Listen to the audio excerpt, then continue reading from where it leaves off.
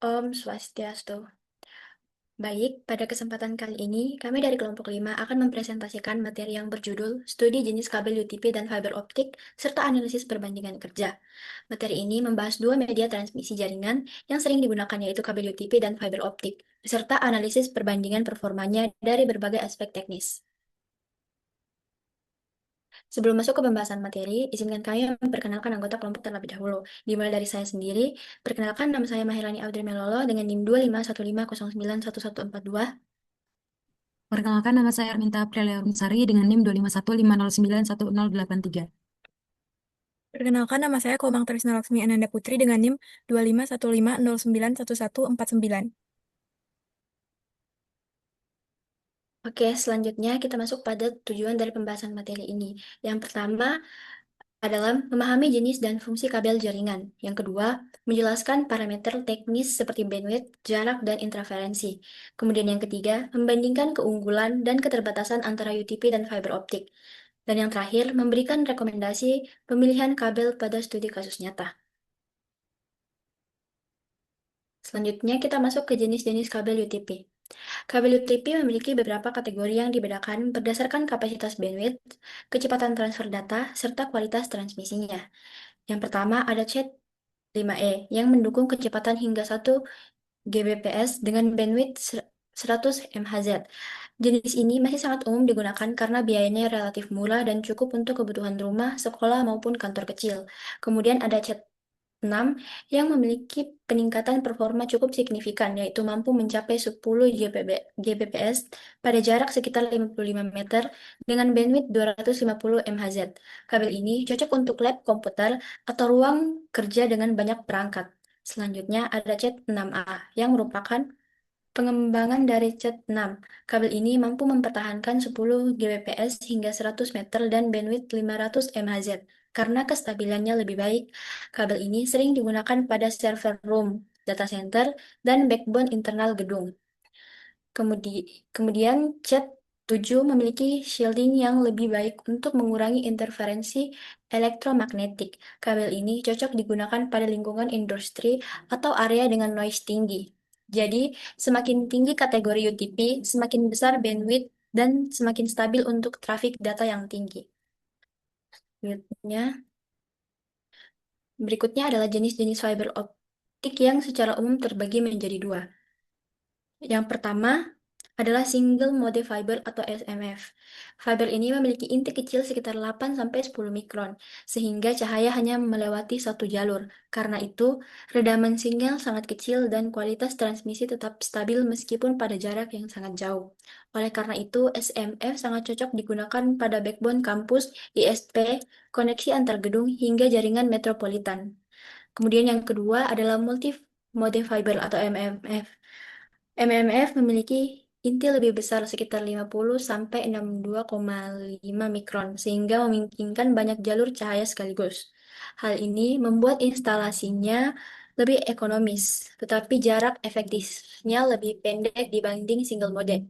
Jenis ini cocok untuk antar lantai, laboratorium, ruang server, atau data center dengan jarak menengah. Inti perbedaannya adalah SMF unggul untuk jarak jauh dan backbone, sedangkan MMF lebih ekonomis untuk distribusi internal gedung. Dan selanjutnya kita masuk ke slide analisis awal identifikasi kabel. Dari analisis awal, dapat dilihat bahwa UTP lebih unggul dari sisi biaya dan kemudahan instalasi, sehingga cocok untuk jaringan lokal dengan jarak maksimal sekitar 100 meter.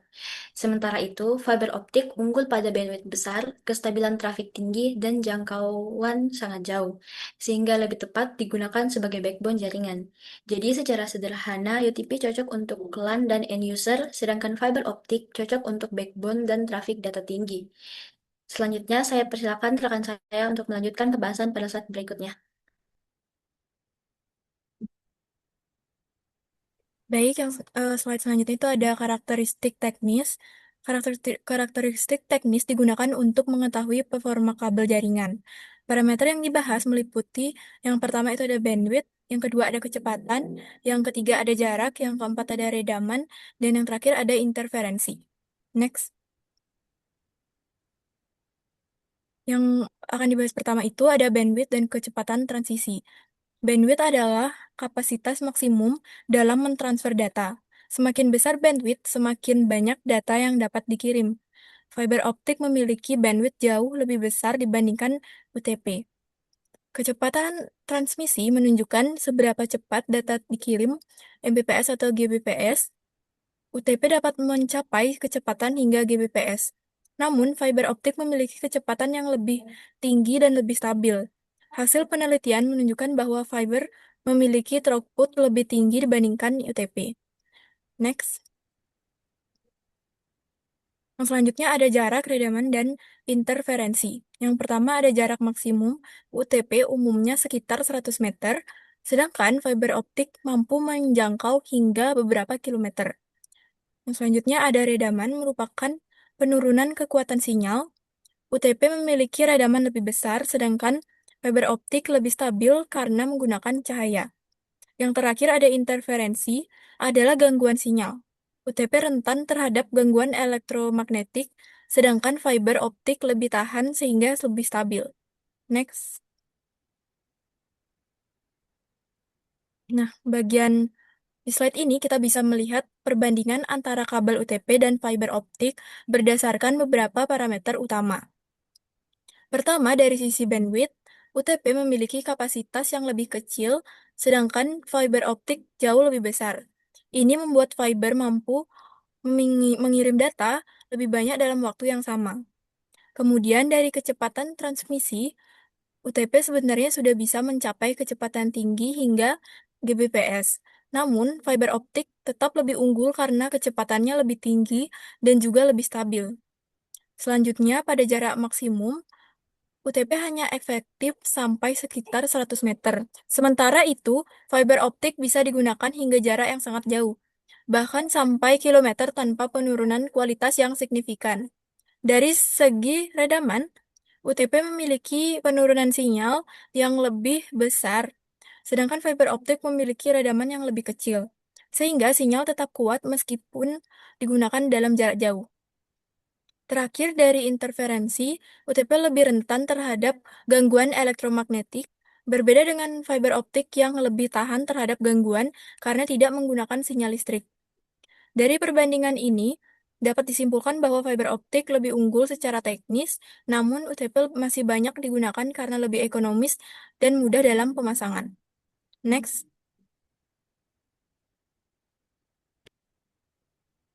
Ini ada kabel UTP dan fiber optik.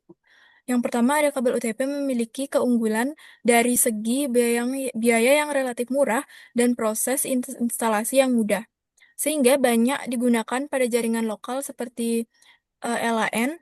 Namun, kabel ini memiliki keterbatasan dalam jarak transmisi, rentan terhadap interferensi, serta memiliki bandwidth dan kecepatan lebih rendah dibandingkan fiber optik.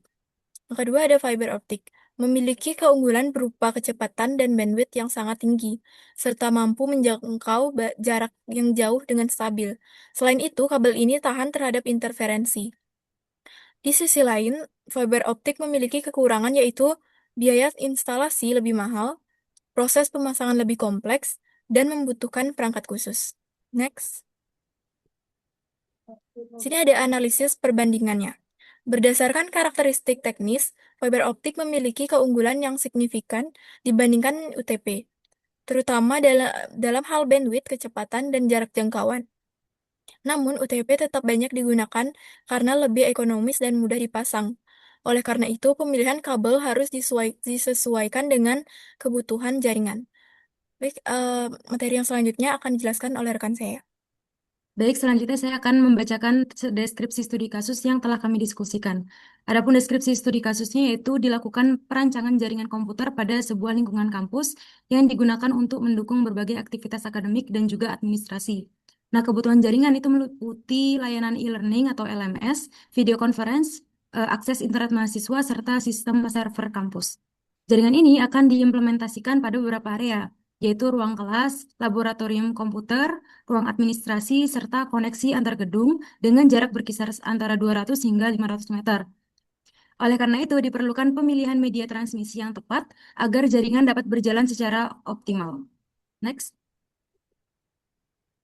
Berdasarkan studi kasus yang telah kami bacakan, terdapat beberapa kebutuhan utama dalam jaringan kampus.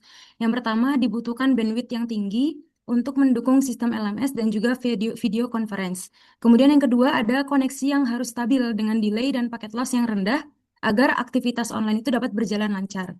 Yang ketiga, diperlukan adanya jangkauan luas untuk menghubungkan antar gedung. Dan yang terakhir, tetap mempertimbangkan efisiensi biaya baik dari sisi implementasi maupun perawatan. Nah, dari kebutuhan tersebut, kombinasi penggunaan UTP dan fiber optik menjadi solusi yang paling optimal. Next. Nah, slide ini menunjukkan perbandingan antara kabel UTP dan juga fiber optik dari beberapa aspek. Dari segi jarak maksimumnya, UTP itu hanya mencapai sekitar 100 meter, sekitar 100 meter. Nah, sedangkan fiber optik itu bisa sampai beberapa kilometer. Nah, untuk bandwidth sendiri, UTP itu berada di tingkat yang sedang, sementara fiber optik sangat tinggi sehingga cocok untuk kebutuhan data yang besar. Adapun dari segi interferensi, UTP itu lebih rentan terhadap gangguan, sedangkan fiber optik itu lebih tahan terhadap interferensi. Dan juga dari segi biaya, UTP juga relatif lebih murah, sementara fiber optik itu relatif lebih mahal. Dan dari segi instalasi, UTP itu lebih mudah dipasang dibandingkan fiber optik yang lebih kompleks. Next.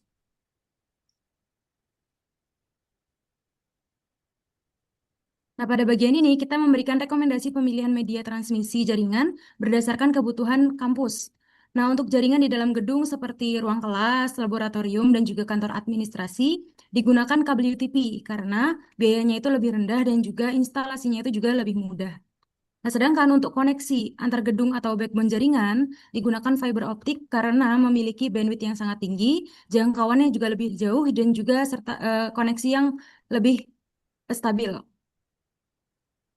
Next. Adapun kesimpulan dari studi kasusnya yaitu dapat disimpulkan bahwasannya tidak ada satu jenis media transmisi yang sepenuhnya itu unggul untuk semua kondisi. Kabel UTP itu lebih sesuai untuk jaringan lokal dengan jarak pendek dan juga biaya yang terbatas. Nah, sedangkan fiber optik itu lebih unggul untuk jaringan berskala besar yang membutuhkan performa tinggi dan juga jangkauan yang luas. Oleh karena itu, kombinasi penggunaan kabel UTP dan fiber optik merupakan solusi yang paling optimal dalam pembangunan jaringan kampus karena mampu memberikan keseimbangan antara kinerja, jangkauan, dan juga efisiensi biaya. Selanjutnya akan dilanjutkan oleh rekan saya. Baik, yang terakhir kita masuk pada kesimpulan.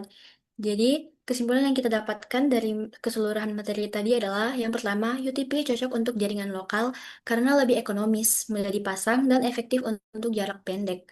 Yang kedua, fiber optik unggul pada bandwidth, kecepatan tinggi, redaman rendah, dan jangkauan hingga kilometer.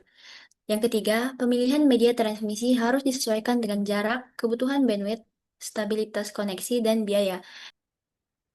Kemudian, pada studi kasus kampus, solusi yang terbaik adalah yang pertama, UTP cocok untuk jaringan dalam gedung seperti kelas, lab, dan kantor.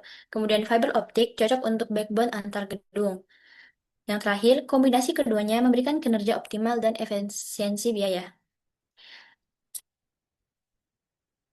Sekian presentasi dari kami. Mohon maaf jika ada kesalahan kata. Terima kasih. Om Santi Santi Santi.